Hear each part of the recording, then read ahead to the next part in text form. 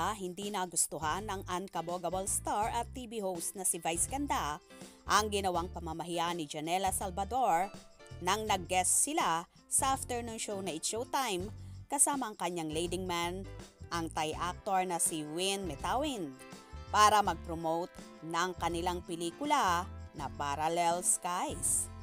Habang nagpo-promote ang actress, dito nga ay hinirita ni Kim Chiu si Janela na mag-sample ng kanta dahil nga singer ang actress.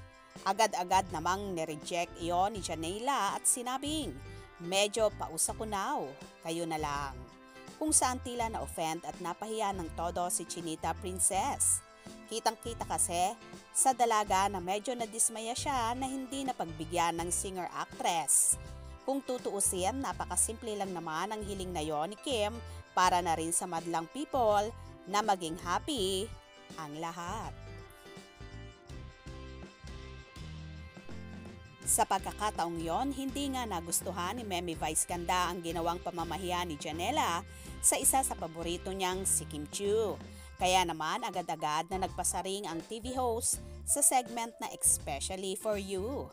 May isang contestant na nagngangalang Paulo kung saan hiniritan ding kumanta. Ngunit tumanggi ang contestant.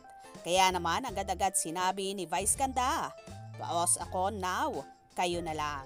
Kung saan ito ang sinabi mismo ni Janela nang mahingan nga siya ng sample ni Chinita Princess. Janela, sa bago mo. Medyo paos ako today, kaya na lang. Sa susunod mo. Pakinggan tayo, promise. Ayaw. Medyo paos siya ngayon, kayo na lang. Medyo paos ako today, kaya na lang. Sa susunod mo. Pakinggan tayo, promise. Ayaw. Medyo paos siya ngayon, kayo na lang. Kaloka nga ang ginawang yon ni Janela kay Kim. Kaya naman agad-agad itong nag-trending sa iba't ibang social media platform na kahit na nga ang mga supporters ni Kimi ay banas na banas sa ginawang yon ng singer.